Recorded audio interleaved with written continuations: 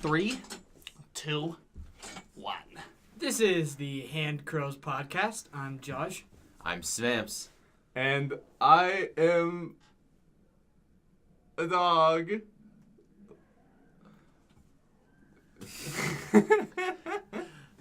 Alright, so welcome to the third episode of Handcrows. The last episode is absolute shit, so if you didn't like it, don't expect this one to be any better. That's good. We can't raise their expectations too high. Yeah. So, anyway, speaking about how shitty this podcast is, I was talking to one of our friends, and he was telling me how much he liked this show, because most people at some point in their lives get bored enough to try and do a podcast. That's fair. But usually they're shit. Like, almost always they're just awful.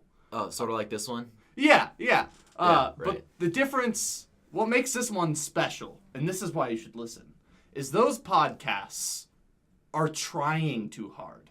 Ours is shitty and embraces it. Yeah, we don't try at all. Yeah, we're actually scum. So if you're looking for a podcast that is genuine about being trash, this is the right podcast for you. Yeah, we ain't trying to hide nothing here. We're garbage. All right. But you know what isn't garbage? What? Our sponsor. Svamps. Today's episode is brought to you by Stud Finder, lesbian dating app.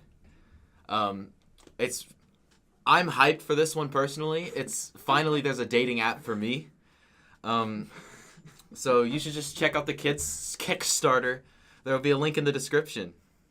The other dating app we found, and this can kind of be a co-sponsor, was it was like Frog Time or something. Like Frog's dating app. Frog's dating app. Is it a dating app for frogs, or is it a frogs dating app to find people? See, I don't know or if... is it like the Bee movie where it's like frogs dating people? No.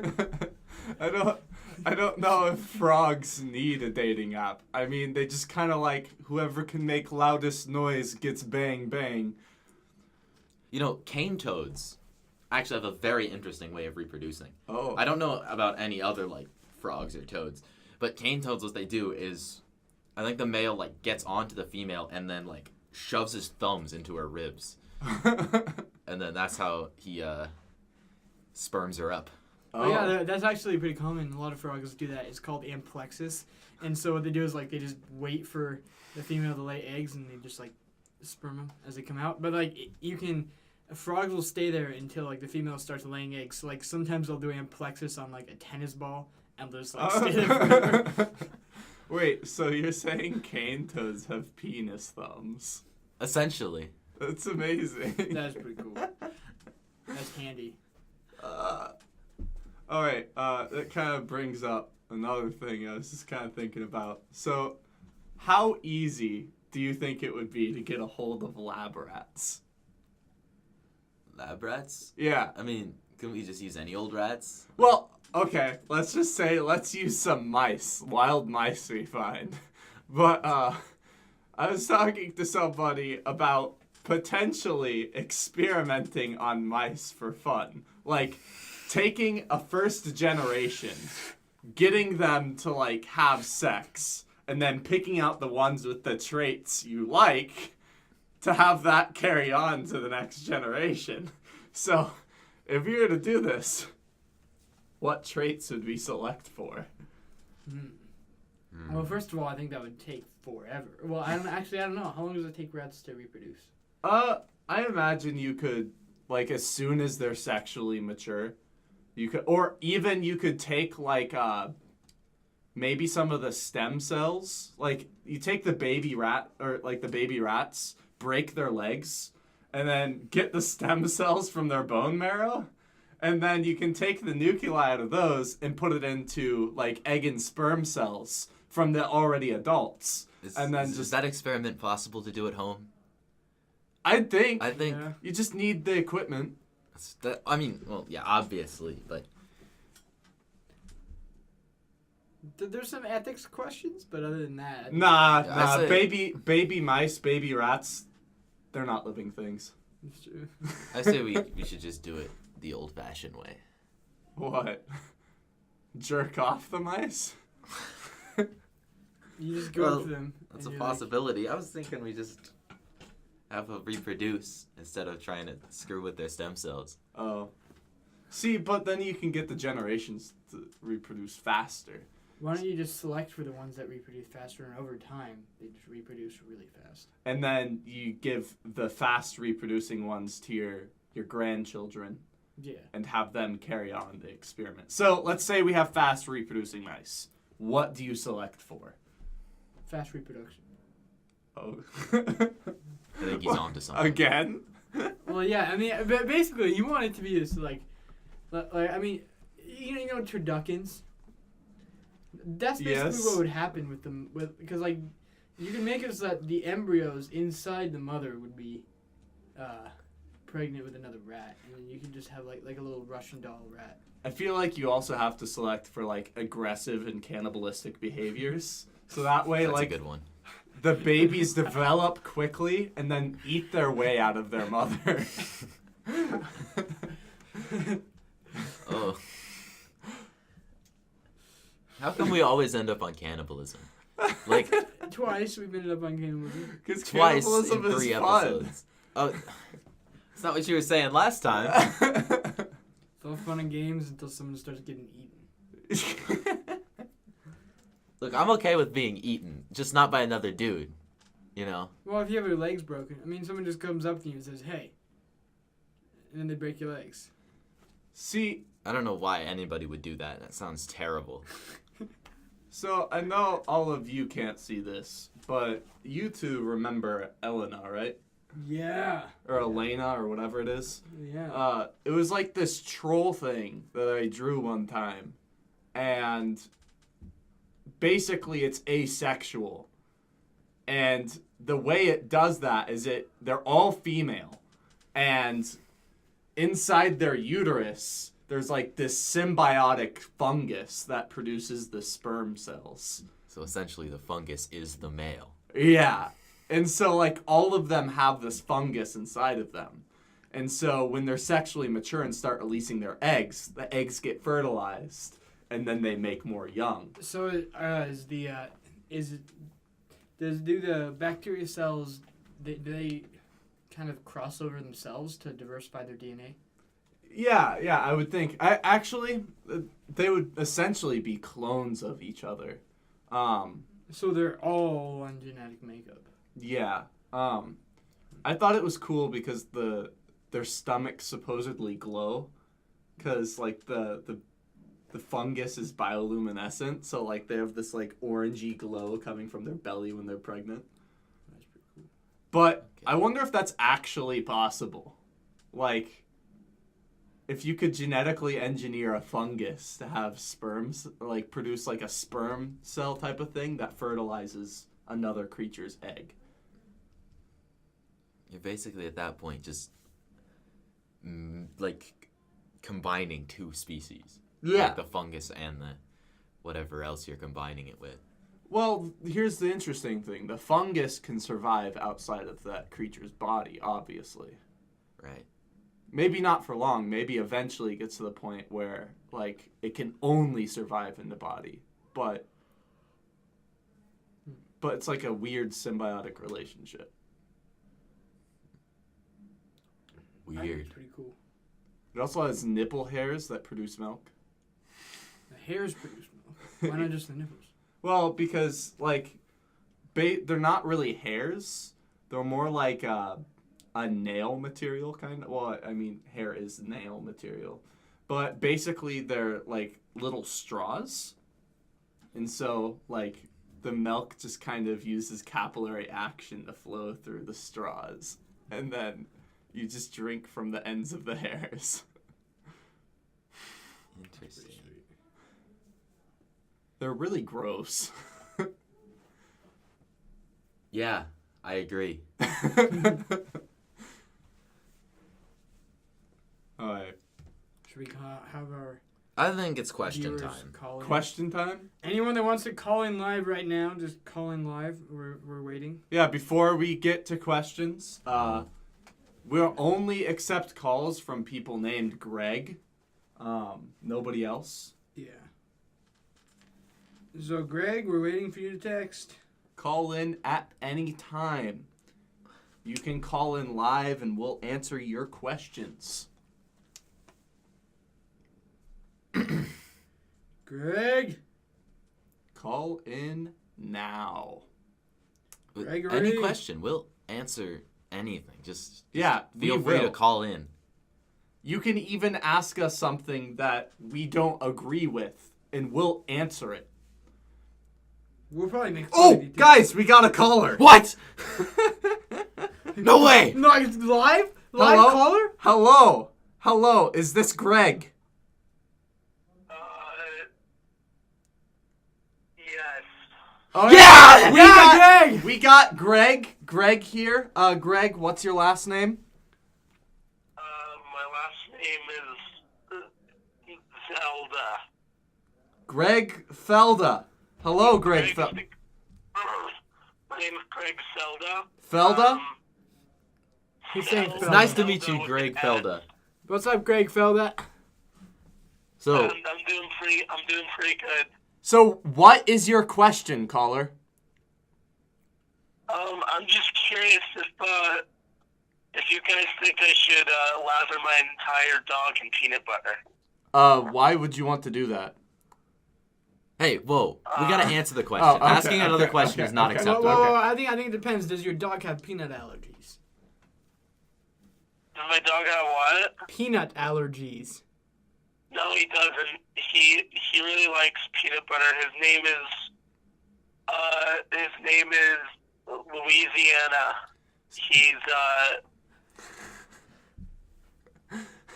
He really likes peanut butter. Do you want to fuck Louisiana? Is that why you're lathering it in peanut butter? No, I'm not lathering my dick in peanut butter. I'm lathering him in peanut butter. And then I'm shoving him up my ass. So, okay, you want him to fuck you covered in peanut butter.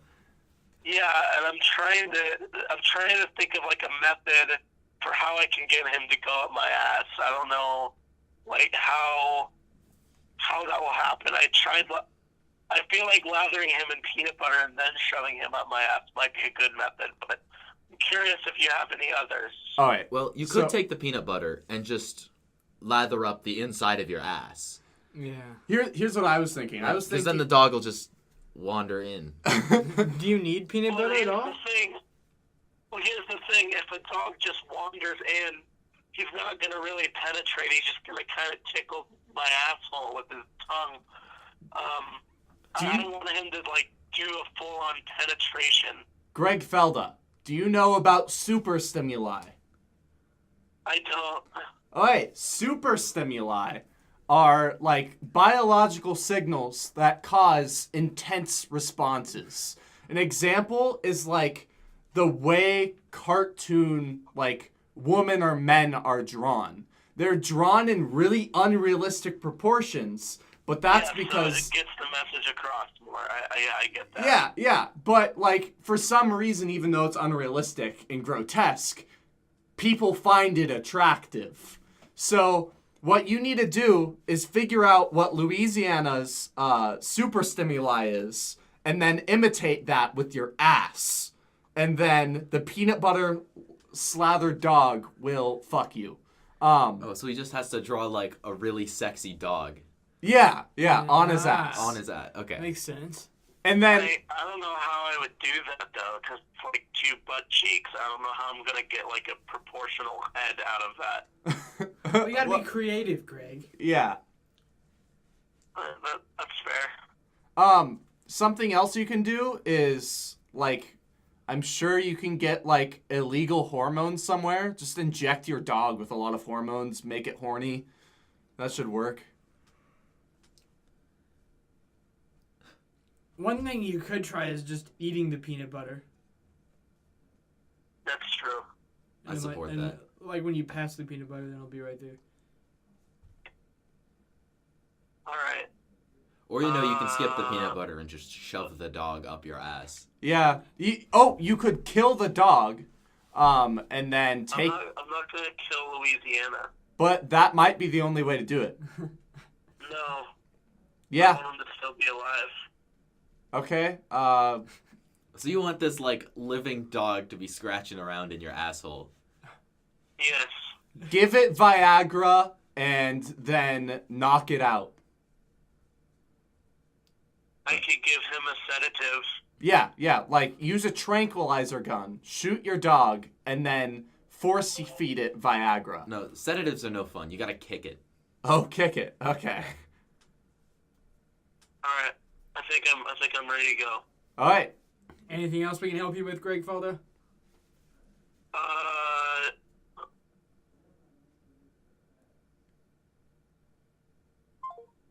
All right. Apparently not. Hopefully he sends photos. I'll be looking forward to it. All right. So, do we want to tackle our questions for this week then? Yes. Question. But before we do that, we got to invite any other of our callers to call in live right now. Yes. We will answer your questions. I'm looking forward to it. Even if it has to do with inserting felines into your nether regions, we will answer your questions. See, I feel like that's pretty common with like small mammals. Like you put a rodent up your ass, like in a little ball, or like a hamster. Yeah. You put a hamster in like a small ball in your anal cavity, and then it'll run around in the ball and stimulate you. Absolutely, I do that every day. For that. You stretch beforehand. You practice. Oh, okay. Yeah. Makes sense. This seems like a pretty everyday occurrence. I actually think this happens a lot. Let me look it up here really quick.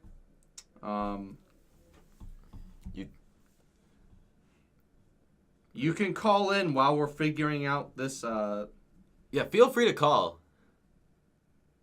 One guy already did. He called in live, and what did he got? He got free advice on dogs and peanut butter. And asses. Yeah. We're waiting for you to call in live. All right, so gerbalizing is the act of inserting a gerbil into one's rectum for the purpose of sexual pleasure. That's... How common is gerbalizing? Proper gerbalizing requires assembling the following paraphernalia: a healthy gerbil, duct tape, string, a lead pipe. What? What? One begins gerbalizing by first wrapping the animal's claws with duct tape so that the target anus and rectum will not be ruptured during the act. One then proceeds to lubricate the anus and exterior surface of the small pipe. Then inserts the pipe into the target rectum. The pipe must be inserted to a sufficient distance for the gerbil to fully enter the rectum. Finally, a string is tied around the gerbil's midsection, and the rodent is run up into the pipe of the target rectum. The pipe is then removed, leaving the gerbil embedded in the target rectum, with only the string protruding. No. Wow. No. Wow. The gerbil is then removed. Wow. I'm speechless. Wow. I feel like there are some problems with this. See, I don't think it's cannibalism we talk about. I think it's mostly animal abuse that we talk about. That's true. But is that really animal abuse? I mean... I don't know. I think it's animal abuse. I think it doesn't matter if it's animal abuse or not. I think it's just wrong. Yeah. That's fair. I mean, is it... My question is, would somebody really spend the time buying a gerbil instead of just going to the store and getting a vibrator? Like, one of these sounds easier than the other. But I mean... Yeah. The gerbil, you have, truly random motion. You don't know where it's going to go. But a random generator can accomplish the same task. It's not going to be truly random, but it's going to be random enough that you won't know. What if you take a gerbil, or some other rodent, and like it's dead, obviously, and then like you put it on a vibrator, and like you stimulate its muscles with electricity to the point where it is kind of random motion. Oh, so you make the dead animal into the vibrator. Franken-gerbil. Okay, what were the questions? Call live now. We're waiting. Thank you Please. again, Greg Felda, for calling in. Yeah, Greg Felda really showing the people what this podcast can be. If we could all be like Greg Felda. Yeah. Actually, on second thought, I don't want to be like Greg Felda. Greg Felda is weird. Alright, so Okay. So we have a couple of questions. what's our first question? Our first question is asked by Christian White. It is, do you think this? Yes, Christian, I do.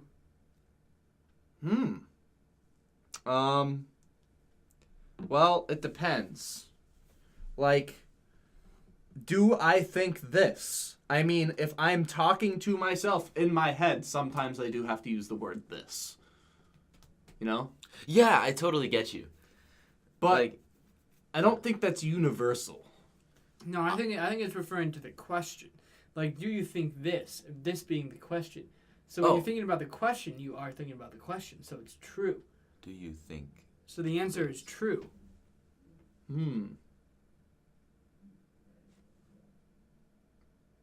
Is it, though? Why would it not be? Well, can you know if you are thinking about the question or not? I mean, yeah.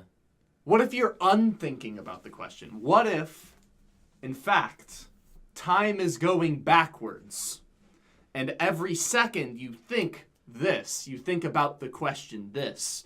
Every time you think about it, the memory of thinking about it is erased, and you just keep going back a step until eventually you're not thinking about it.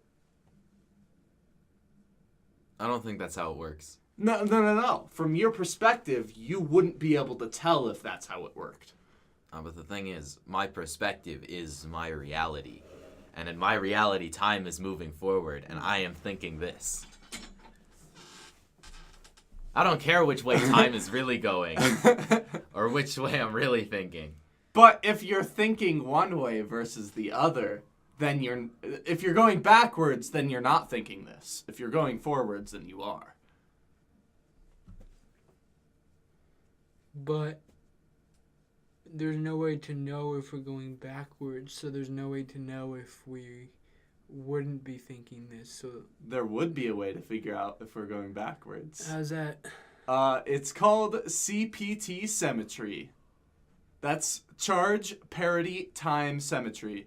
Basically, it's a principle in quantum field theory where if you flip physics, like mirror it, it should work the same both ways. But we have found that with CP part of it, it's not the same. So if that's not the same, we could possibly do tests to find that time isn't the same.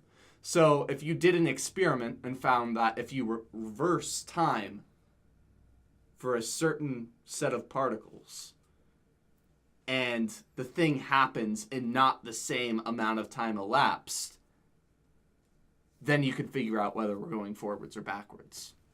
Oh, that makes perfect sense. No, it doesn't. It doesn't make any How sense do- at all. what We do don't you- exactly have a lot of control over time. In fact, we have no control over time. The only control we have over time is the numbers that we assign to it, which only have the meaning that we give them. Well, time doesn't actually exist, and we have proved this mathematically. How? It's called phase space. So phase space, well, okay, I might basically, whenever we do physics equations, we are deriving them off of time. So if you continue to derive that equation over and over and over again, eventually you're just going to end up with the time variable. So phase space is taking a different variable in distance and then using that. For example, if you take an object's momentum over distance, you'll get a different shaped graph, but you can still do all of physics using just momentum and distance. And then eventually you can convert that to time. So if you know a particle's given momentum at any distance, you can figure out what it will be at every other distance.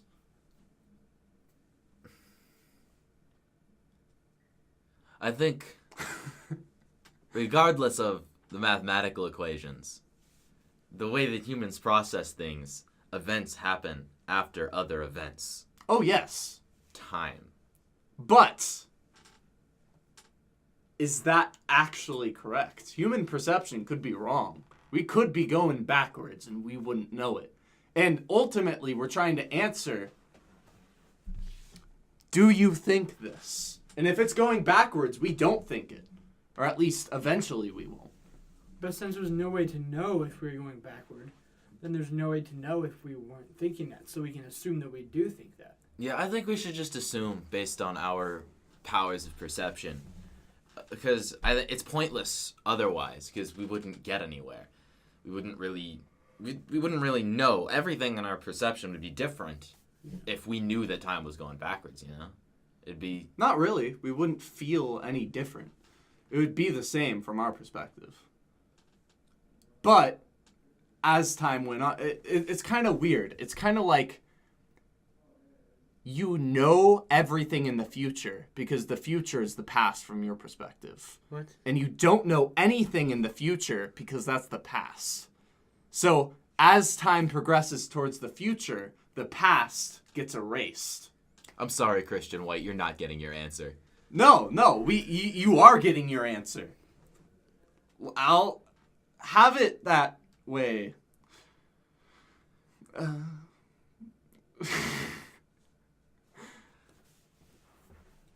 Adam Hahn asks, is the cat? Is the cat? Okay. You got anything? We've had too many stupid questions. I have not. This is not a question. This is a fragment of a question. This is ass. You guys are ass at asking questions. Adam Hahn and Christian White, for that matter. You guys are both dumbasses. Yeah, you stole the words from my mouth. But let's see here.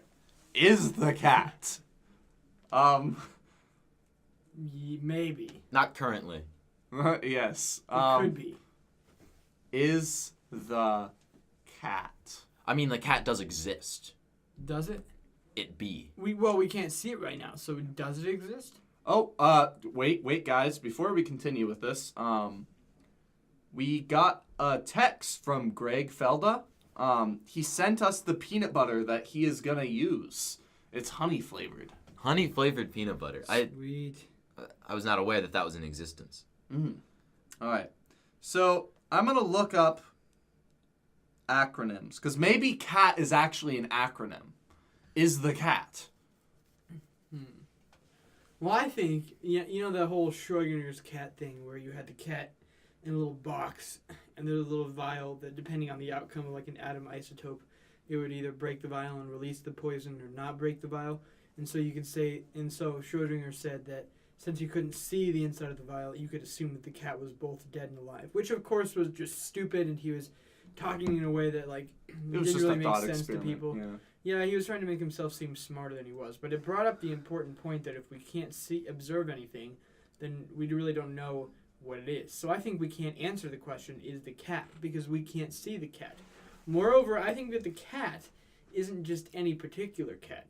Like, it isn't just Drew's cat. It isn't just whoever's cat. It is the cat. I think the world cat. See, but yeah, okay. the universal cat. This is actually leading into another direction, and these questions actually kind of tied together a little bit because it's kind of talking about the unknowable, the black box scenario, a box that exists that you can't really look inside, yet you have to figure out how to look inside using what it gives off. So, like, the cat scenario, while it could be under a box is the cat. You don't know if a cat is in there or not. But are there ways you can tell that a cat is in there? Well, you also don't know, like, what exactly is a cat. I mean, you have to define cat before you can tell if the cat is. That's not really necessary. I mean, all I really have to say is a cat is a small furry creature with, like, ears that purrs. And I know that's not a perfect definition, but it works. Yeah. I mean, yeah, I think we all have a pretty good idea of what a cat is, I guess. Yeah. So, one thing I think is interesting, this whole is the cat brings up the idea of, like, whatever it is, ideal forms.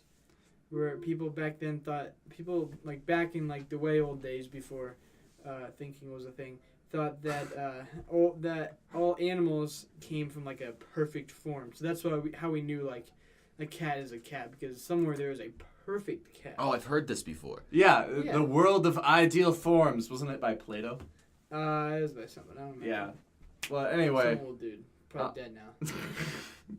Yeah, the world of riddance. ideal forms is certainly interesting.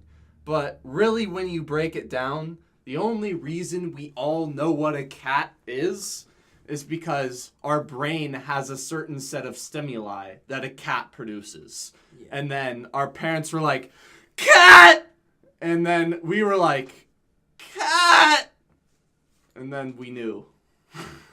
It's really interesting. You remember, so we had this teacher, I'm not going to say her name for confidentiality purposes. For confidentiality purposes, but we were talking in her class about, like, language and, like why we need words. And I think the cat thing emphasizes this perfectly. Because one of the reasons we know what the word cat is because we've associated that sound, the stimuli from that sound, cat, with an idea of a cat. And that allows us to easily, well, I'm not, to avoid, or to use the pun, categorize this idea and, like, easily access it. So I think that's the power of words like cat. They allow us to easily access ideas just by calling on the name cat. Yeah, I mean, that's just the power of language in general. But, like, what about when you start getting into things like brain-to-machine interfaces? What if we get to the point where we don't really need words, per se? Because I can just transport the stimuli I am feeling directly into a computer, and then that computer can connect it to you, and then you have that perfect stimuli that I was thinking. Now there's no need for the word cat. Well, maybe, but, like, everyone's stimuli are different. Like, the picture you have in your head of a cat isn't necessarily the picture that I have in my head of a cat. Well, The only thing that connects it is that idea of the word cat. well, the stimuli you get for a cat is the information that hits your eyes, the information that hits your, like, nose, your ears, your hands.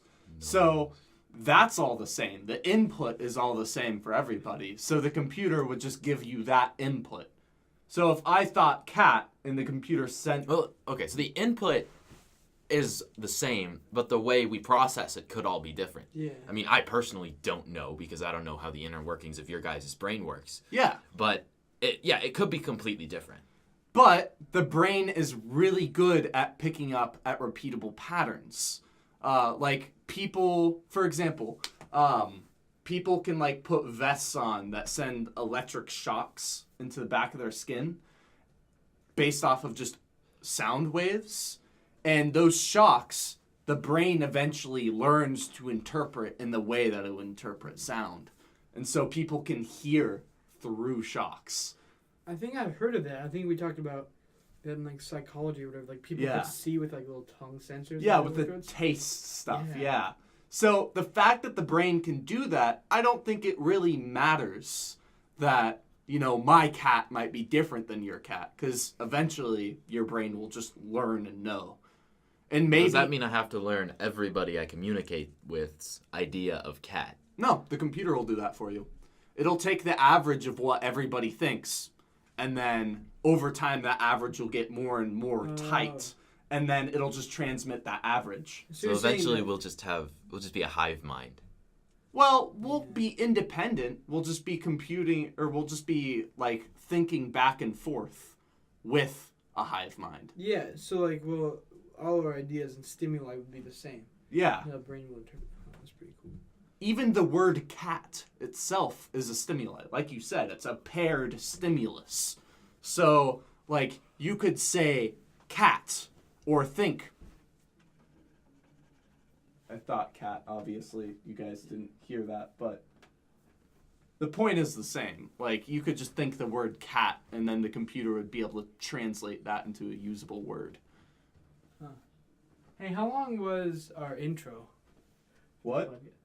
I think our last 2 episodes were right on like 39 minutes and 18 seconds both. Oh, the other one was like 32. No, it was like they're both like 39, 18, I think. Oh. I don't know. I don't know.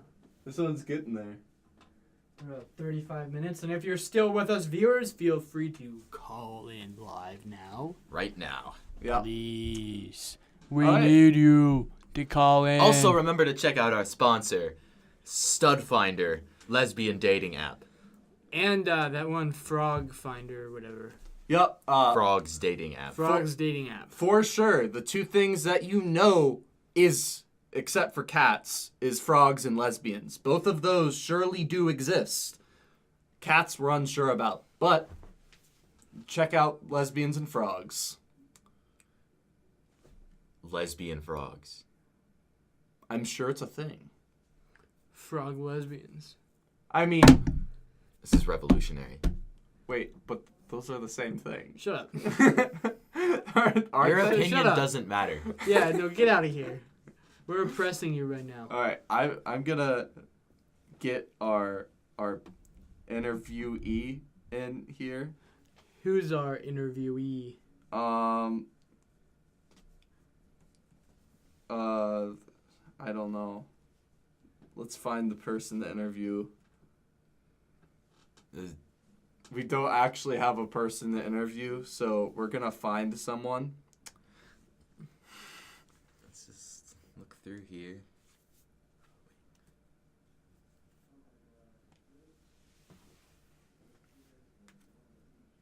Oh, I found somebody. All right. This guy's name is Greg Ashton. Greg Ashton is a chef. Oh. So we got Greg Ashton here. Let me call him up.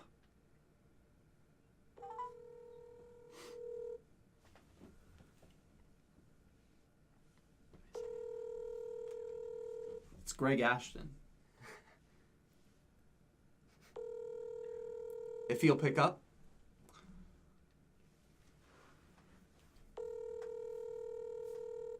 Greg Ashton might be cooking right now, so he might not pick up. What does Greg cook? I don't know. We should ask him. Hi, you reached Joe. I'm not able to come to the phone right now. Please leave your name and number, and I'll call you back in a second. That's Greg Ashton. Greg Ashton, everybody. Let's What a hear it. man.